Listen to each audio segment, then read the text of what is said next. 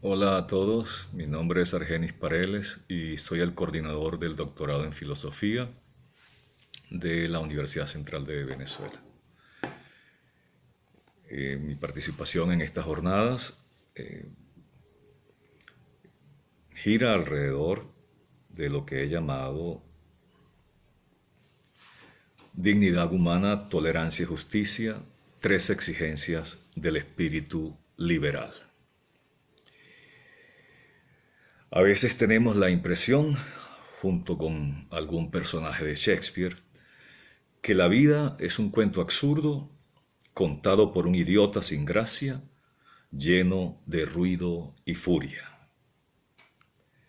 Fin de la cita.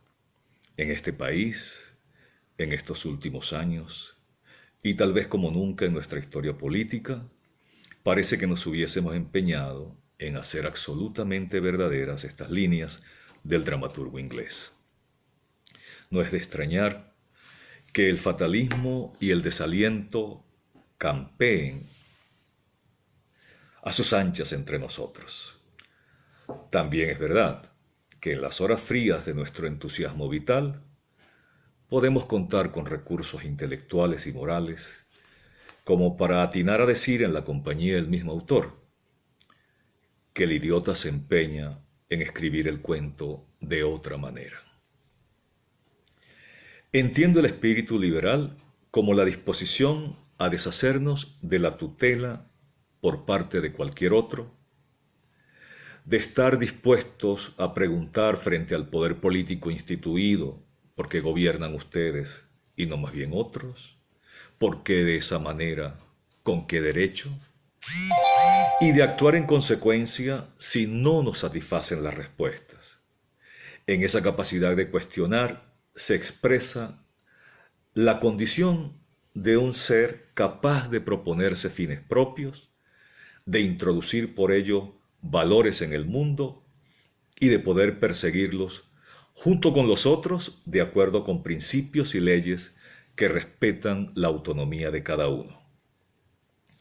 Por su antifatalismo, su compromiso interno con una perspectiva moral universalista y su capacidad de proponerse una sociedad justa basada en la libertad y la igualdad, considero que el espíritu liberal, en el sentido en que lo expongo acá, constituye la mejor respuesta moral y política a los desvaríos del poder, la mejor alternativa al curso de los eventos determinado por el ruido y la furia, y también la fuente de la concepción de la justicia, que mejor se aviene con la libertad de seres finitos y frágiles como nosotros.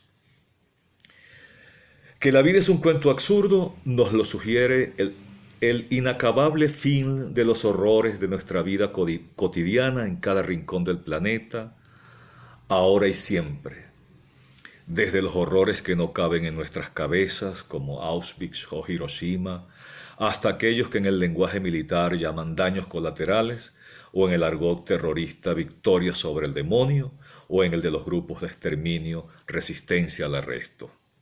La violencia, el dolor y el daño son nuestros hoy, sí, y mañana también. La negación de la dignidad humana, el no reconocimiento del otro, la negación de la voz del disidente y del rostro del humillado, se nos han vuelto demasiado cercanos como para ignorar su peso estadístico. Para muchos realistas políticos, el único problema es, a fin de cuentas, estar en el bando perdedor.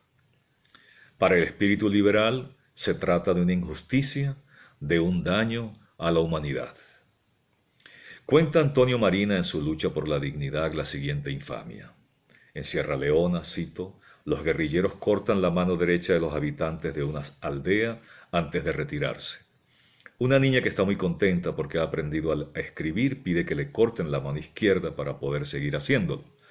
En respuesta, un guerrillero le corta las dos. Fin de la cita. La respuesta a la pregunta ¿por qué tanta maldad? No puede ser simplemente la ignorancia. Cuando pensamos en muchos cultivados alemanes que participaron en esa orgía de sangre y destrucción que fue el Holocausto, no podemos evitar preguntarnos, entre otros con Imre Kertész, ¿cómo es posible que quien se emocione y llore ante un poema de Rilke o una sinfonía de Beethoven pueda ser indiferente ante el dolor de otro ser humano, esclavizarlo y torturarlo hasta darle muerte? ¿Cómo pudo una educación para la ciencia, para curar a otros, para construir ingenios que facilitan la vida, producir hombres capaces de felicitarse por llevar al colmo de la eficiencia la masificación de la muerte de seres indefensos? Tampoco lo explica una falta de conocimiento del otro. En el caso de Cortés y Moctezuma, fue la misma comprensión que el primero tuvo del segundo lo que le permitió tomar su reino y luego destruirlo. A este tipo de conocimiento lo ha llamado Todorov la paradoja de la comprensión que mata. Es cierto que Cortés admiraba las ciudades aztecas, pero nunca consideró al indígena, al autor de aquellas maravillas de las que hablaba con tanta elocuencia, como individualidades que se podían colocar en el mismo plano que él. Dicho de otra manera, al alabar las obras de los aztecas, los españoles hablaban bien de los indios, pero jamás hablaron a los indios. Cierto es que solo, cito, cuando hablo al otro, no dándole órdenes, sino emprendiendo un diálogo con él, le reconozco una calidad de sujeto comparable con el sujeto que soy. Fin de la cita. Se trata, en el caso de Cortés y Moctezuma, de un saber del otro que al mismo tiempo le ignora, de un saber que produce el poder de uno y la subordinación del otro, de un saber que vía el poder es condición de posibilidad y exigencia del tomar y el destruir. Ahora bien, cuando nos preguntamos por el origen de la queja que alienta en las consideraciones anteriores, cuando nos preguntamos por qué tiene que ser así y no de otra manera, con qué derecho actúan como actúan, se nos impone atender el segundo momento del texto de Shakespeare. No podemos negar el ruido y la furia presentes en esta historia, en nuestra historia, pero el idiota que escribe la trama quiere escribirla de otra manera. Todos nosotros no podemos sino indignarnos ante el daño perpetrado en el cuerpo y la humanidad de cada una de las víctimas de las cuales hemos tenido y tenemos noticia. ¿Cómo hemos llegado a tener esta sensibilidad de hoy que es capaz de exigirnos no olvidar nunca la dignidad humana, incluso cuando se trata de los perpetradores mismos de la barbarie? ¿Cómo nos elevamos a ese punto de vista que nos demanda exigir el derecho a la vida, aun la de aquellos que con cinismo proclaman orgullosos haber tomado la de otros?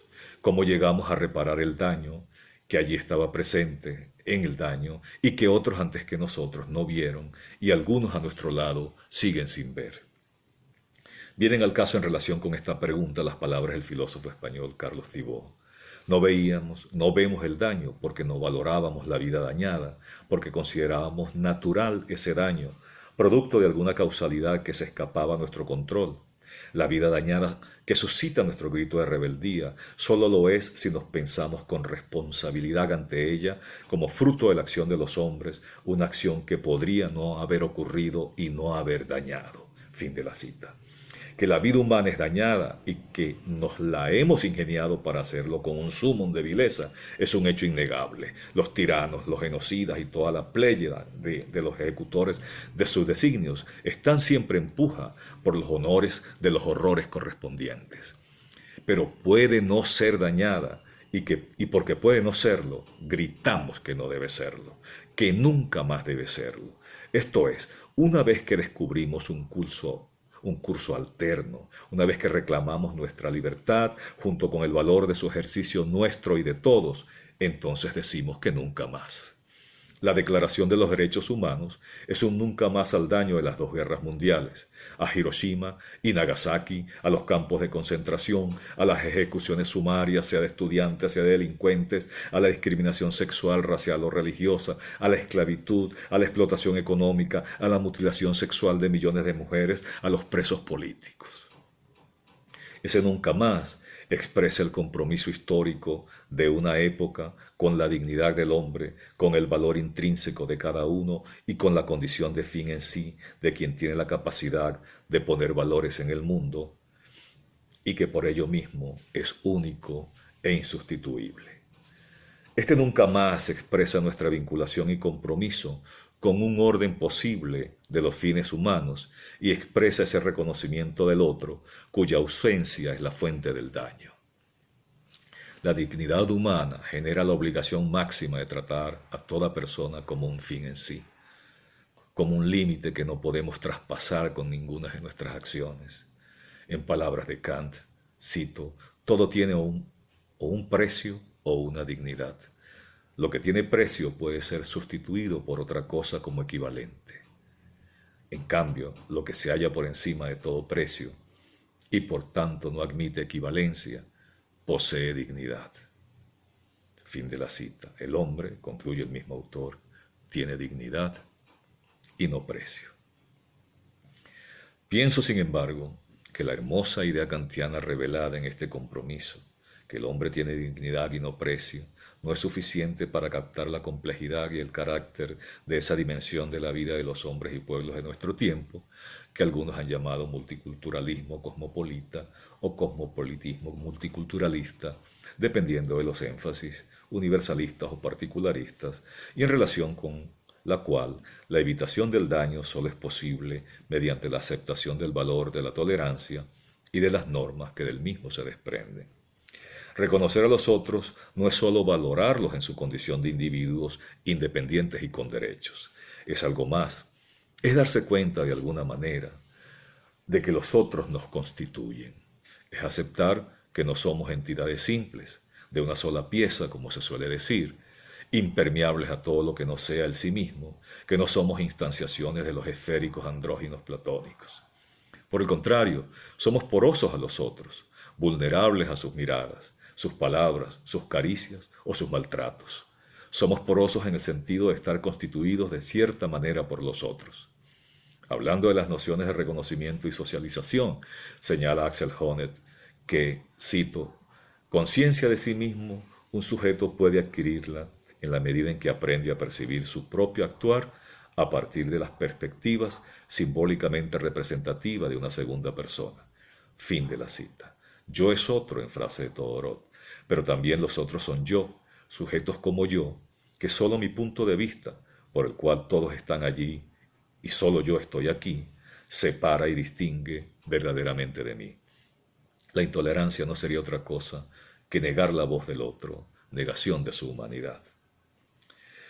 Los otros, en tanto que opuestos, los podemos concebir como grupos a los que no pertenecemos y pueden ser interiores, mujeres, hombres, ricos, pobres, locos, normales, o exteriores, extranjeros, dentro o fuera.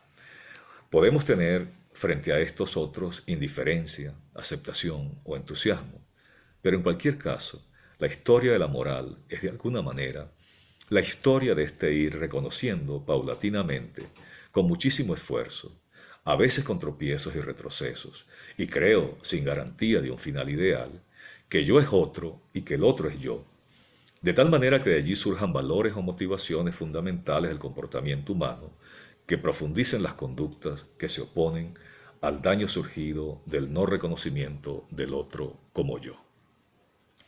Parece claro que esta manera de autocomprendernos facilita nuestro rechazo al daño infligido sobre la base de las diferencias y apuntar el valor de la tolerancia. A esta hay que entenderla como nuestra capacidad de convivir con gente que son distintos de nosotros en algunos aspectos y cuando consideramos esa convivencia como un bien. Carlos Thibault. Fin de la cita. La tolerancia va de la mano con la justicia y la solidaridad. Juntos constituyen la tríada de valores contemporáneos que apuntalan la posibilidad de un espacio de convivencia signado por expectativas mutuas de conductas legítimas. Pero puesto que los valores nunca suelen ser por lo general, pero puesto que los valores suelen ser por lo general borrosos, en el sentido de no poder ser nunca completamente definidos ni comprendidos, Cibot propone como norma de tolerancia lo siguiente. Cito, no pongas como condición de la convivencia pública una creencia que solo tú y los tuyos comparten, por muy verdadera que parezca, y atiende en todo caso a formularla de manera no absoluta y que sea comprensible por quienes no la comparten. Fin de la cita. Ahora bien, llegar hasta normas como estas o sus equivalentes en el intento de construir una garantía pública del no al daño ha sido el resultado de lentos y fatigosos procesos históricos donde nuestra sensibilidad, la simpatía, la compasión, la culpa, la vergüenza y otros sentimientos no morales, y nuestra razón, conceptos, normas, nombres para el daño, han tenido que cooperar para articular un dominio moral creciente que pasa, a mi entender, por una determinada concepción del sí mismo, de la persona o del sujeto de adscripción, de las responsabilidades que se desprenden de las exigencias de la convivencia. Nuestra reflexión moral y política, la concepción que de la agencia humana se sigue de estas reflexiones, crean psicología a partir del orden de las razones. Esta afirmación, críptica sin duda, pretende señalar que cada vez que en nuestros esfuerzos deliberativos por hacernos de un sentido vamos descubriendo y haciendo al yo, al mismo tiempo que vamos descubriendo y haciendo posible su sustancia social.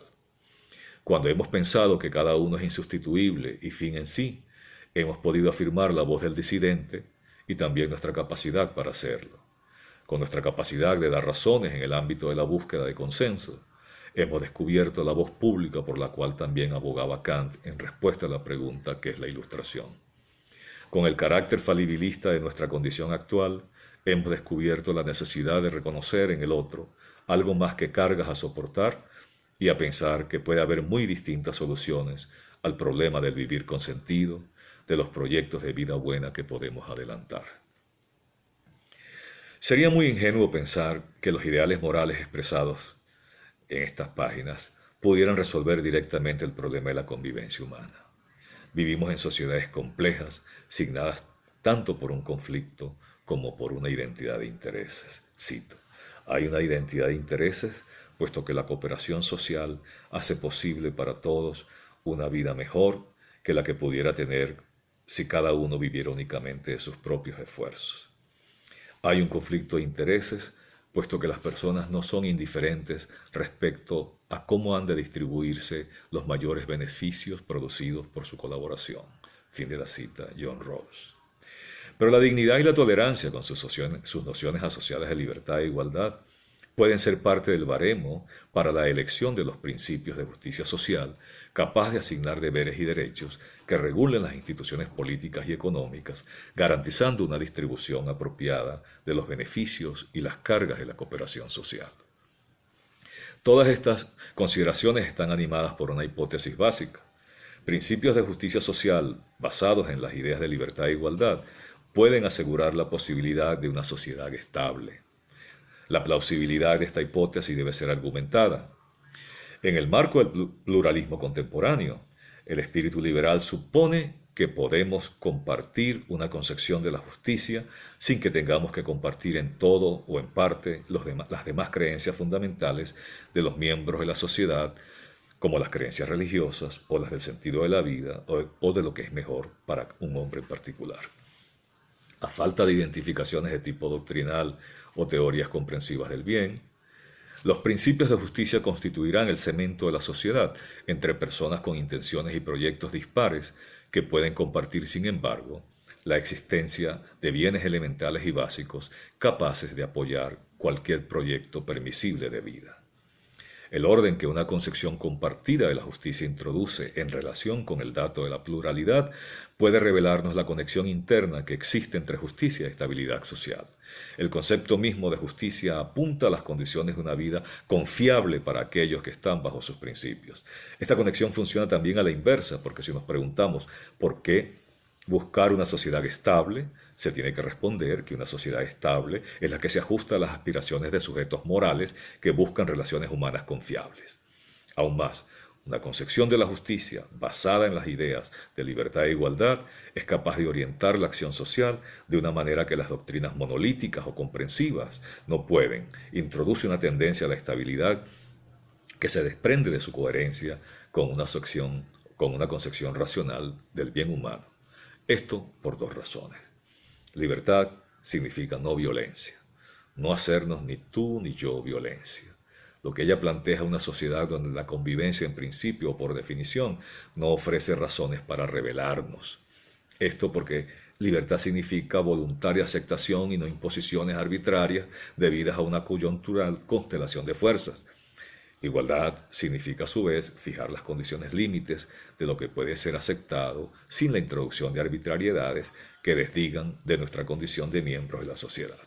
La igualdad significa aceptación voluntaria, eliminar la espina del resentimiento, aún para aquellos peor situados socialmente, quitando el impacto en nuestra vida a la lotería natural, a la exclusión y a la arbitrariedad. En segundo lugar, la estabilidad que una concepción de la justicia centrada en la libertad y la igualdad posibilita se relaciona también con el carácter progresivo de nuestra vida. Somos seres cuya biografía se desarrolla por etapas, cuya sucesión normalmente implica irse apropiando de una capacidad de juicio cada vez más compleja y adecuada a sus fines, de tal manera que solo después de la primera etapa tendremos los elementos de juicio suficientes para realizar la segunda y así sucesivamente. De allí que resulte una condición apropiada de la acción responsable ante el mundo y ante los otros, conservar nuestra libertad de juicio, poder juzgar por nosotros mismos. De este modo nos percatamos que el principio liberal clásico del derecho al esquema más amplio posible de libertades compatibles con el mismo derecho para los demás, es necesario para que no nos arrepintamos de nuestro compromiso con el sistema de derechos y obligaciones que regula la estructura básica de la sociedad, es decir, para que no tengamos que considerar que este sistema nos hace violencia. Dicho de un modo un tanto paradójico, resulta que dado que no podemos comprometernos a no cambiar de opinión, a no cambiar nuestros compromisos a lo largo de una vida, debemos comprometernos con la libertad y reconocerla a lo largo de toda nuestra existencia.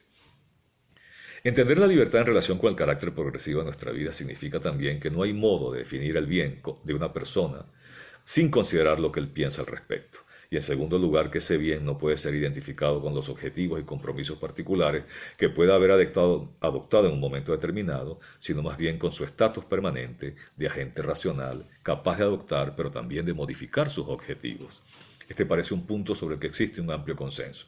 Supongamos por un momento que exista una concepción de la justicia que pretende ordenar las instituciones definiendo un conjunto de deberes y derechos dirigidos a maximizar cierto tipo de excelencia humana, aquella que se considere relevante a partir de la definición de un telos humanos único. Por ejemplo, qué sé yo, ser fuertes o ser ricos o ser... aquello que se considere relevante. Se ha dado por la religión, la raza o cualquier otra fuente de pretensiones culturales hegemónicas. Es evidente que una concepción de esta índole representaría un obstáculo para la libertad, puesto que solo se apoyarán socialmente aquellos proyectos que sean los medios más efectivos para la promoción de los fines postulados. La disidencia se reduce con violencia y la pretensión totalitaria penetra todo el tejido social. Otro es el espíritu de la justicia desde un punto de vista liberal. Las instituciones sociales son justas y por lo tanto capaces de generar cooperación voluntaria y una sociedad estable en la medida en que la articulación propuesta de las demandas conflictivas de los valores en juego puede ser defendida como el orden que cada uno de sus miembros puede aceptar en la medida en que ofrece la mayor suma de bienes a los que cada uno puede aspirar compatibles con las demandas paralelas de los otros y juzgados estos bienes desde el punto de vista de las personas en tanto capaces de felicidad y de un sentido de la justicia. La apreciación de los bienes no es puesta en cuestión por el pluralismo invocado o por la incompatibilidad de los destinos humanos, dado que podemos asumir la existencia de bienes suficientemente elementales como para que cuenten con el reconocimiento general y cuya posesión constituye una condición para emprender cualquier proyecto de vida digno. Kant captó con toda claridad la importancia de la libertad en la articulación de un sistema jurídico. Cito, mi libertad exterior jurídica hay que explicarla más bien de la siguiente manera, como la facultad de no obedecer ninguna ley exterior, sino en cuanto he podido darle mi consentimiento. Asimismo, la igualdad exterior jurídica en un Estado consiste en la relación entre los ciudadanos según la cual nadie puede imponer a otro una obligación jurídica sin someterse él mismo a la ley y poder ser de la misma manera obligado a su vez. Fin de la cita. John Rawls buscó precisar los principios generales de la justicia que se desprenden de la condición restrictiva del libre consentimiento y de la preocupación de cada uno por su bienestar en un mundo de recursos escasos y propone los siguientes principios. Primero, cada persona debe tener un derecho igual al esquema más extenso de libertades básicas iguales que sea compatible con un esquema semejante de libertades para los demás. Segundo, las desigualdades sociales y económicas habrán de ser conformadas de modo tal que a la vez que se espere razonablemente que sean ventajosas para todos, se vinculen a empleos y cargos asequibles para todos. Fin de la cita. Ambos autores hacen explícita la profunda vinculación que existe entre la libertad, la justicia y la tolerancia que hemos querido señalar. Si pensamos en aquello que nos revela el no al daño y el nunca jamás, que cada cierto tiempo hacen estallar nuestra conciencia, podemos encontrar algo así como la idea de una persona moral y de los requisitos para hacerla viable. En primer lugar, es claro que los contenidos de nuestras morales varían diacrónica y sincrónicamente. Para nuestra buena o mala fortuna, nacemos, vivimos y hasta morimos dentro de ciertos horizontes normativos ineludibles que no hemos creado. Pero en segundo lugar, parece también clara como un dato de la condición humana la posibilidad de asumir, negar o resistir esos horizontes, la posibilidad de decir no como un último recurso y también como un derecho. Nuestros particulares proyectos de vida se conforman en el marco de concepciones del mundo e imágenes del sí mismo que pueden resultar contradictorias entre sí. Tener una identidad práctica es tener una perspectiva desde la cual uno mismo se valora, le encuentra sentido a la vida y considera que sus acciones merecen comprenderse y realizarse. La posibilidad de desarrollar una identidad no viene dada automáticamente con la cultura, puesto que concebirse, por ejemplo, como cristiano, ciudadano venezolano, oriental, padre de familia y amigo, es concebirse de modos que pueden generar demandas de acción antitéticas entre sí. Hacen falta los recursos de la estructura reflexiva de la mente humana, nuestra capacidad de deliberar y de elegir con base en razones que expresan el peso que damos a nuestros distintos deseos y a nuestros distintos roles. Esto significa que estamos, digámoslo paradójicamente, condenados a ser autónomos. El principio o ley por el cual regimos nuestras acciones nos expresa a nosotros. En frase de Christine Korsgaard, cito, la estructura reflexiva de la mente humana requiere que uno sea una ley para sí mismo. Nuestra autonomía es la fuente de la obligación. Fin de la cita. De aquí surge una primera exigencia para nuestra persona moral ideal. La persona moralmente educada debe ser consciente de la diversidad de contenidos morales o de los horizontes normativos ideales del mundo en que le ha tocado vivir. Y esto significa tanto el poder asimilarlos como el disentir de ellos. Este rasgo antidogmático no tiene por qué conducirnos al escepticismo o a un cómodo relativismo moral, porque como dijimos antes, el daño se revela siempre, cuando es moral, como el resultado de una elección, como imputable a seres responsables, y porque el hombre puede elegir, tiene que dar cuenta de sus actos. Somos el tipo de seres que pueden preguntar, ¿es verdadero? ¿Es bueno? ¿Es bello? ¿Es correcto? Y porque tenemos esa capacidad de reflexión, podemos conformar identidades capaces de asumir el punto de vista moral, es decir, de hacernos seres capaces de juzgar poniéndonos en el lugar de otro, de cualquier otro. Todo nuestro aprendizaje moral, individual y colectivo, pasa por este ir ampliando cada vez más el ámbito de aplicación de este punto de vista. Las posturas o las identidades de los que se definen por exclusión, el civilizado y el bárbaro, el colono y el colonizado, el amigo y el enemigo, no resisten o no deberían resistir el embate humanizador de este irnos haciendo miembros del partido de la humanidad, de llamarnos humanos sin exclusiones. Para que esto no suene a optimismo desmesurado, vale la pena recordar la diferencia que hizo el obispo Butler entre poder y autoridad. No siempre hacemos lo que la autoridad de la reflexión ha establecido. esta no tiene un poder irresistible sobre nosotros. Lo cierto es, sin embargo, que cuando efectivamente reflexionamos, no podemos sino pensar que deberíamos hacer lo que, tras la reflexión, se mostraba como respaldado por las mejores razones para nosotros. Y cuando no actuamos de acuerdo con nuestras mejores razones, entonces sentimos culpa y sentimos arrepentimiento. Es lo que habría o lo que pudiéramos esperar de esta persona moralmente educada para un mundo postconvencional.